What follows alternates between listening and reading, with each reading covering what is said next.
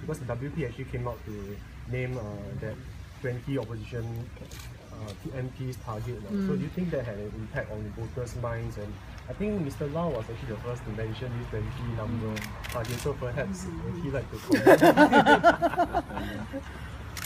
I'm not able to say honestly about whether the suggestion that 20 would be a good number for WP in Parliament, how that affected the votes. I'm not able to say. We don't have that feedback to understand whether that affected the votes in any way. So do you think the vote is afraid to change, or the opposition parties? Do you think the vote is afraid to change Singapore people so that we have this result?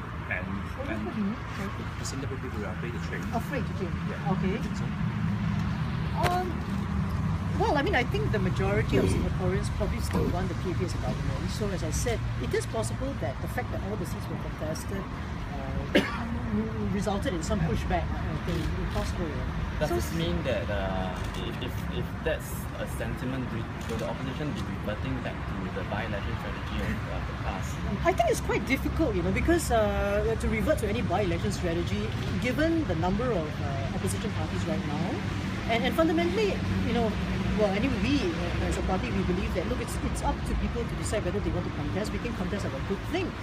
There's no reason for us to kind of cap, and there's no way for us in any case to work together as an opposition movement to cap the number of seats we contest. And I don't think that Singaporeans will benefit really from that, because fundamentally we also want Singaporeans to have a choice, and I think the ruling party is probably happy to have a mandate rather than have a walkover.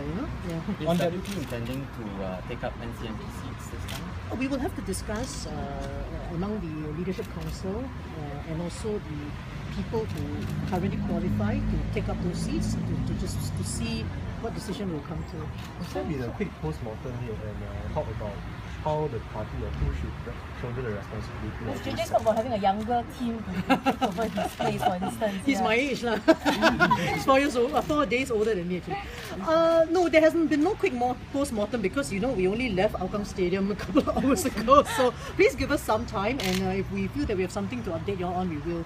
So do you think the PAP team has put out a clean fight, particularly in the constituencies that you both are contesting in? Well, I mean, I think that personally speaking, I'm quite disappointed with the behaviour of certain people and the way they have campaigned. I'll just leave it at that. I think just leave it at that. And for perceptions that perhaps the party was a bit overconfident because there were perceptions that the party did not spend as much time on Aljunied walking the ground rather than sending the leaders out to walk the ground. Well, I would say that as far as Aljunied is concerned, because we were incumbent for the last 4 years, our groundwork has always been there. Whether we should have done more or less, that's to people to decide. But I think we have been doing consistent groundwork in Aljunied. So it's logical that during the campaign period, where we are actually going to contest in areas where we are not incumbent, we have to do more work there because first of all the boundaries were only released a couple of weeks ago. So it makes sense for us to also put effort there.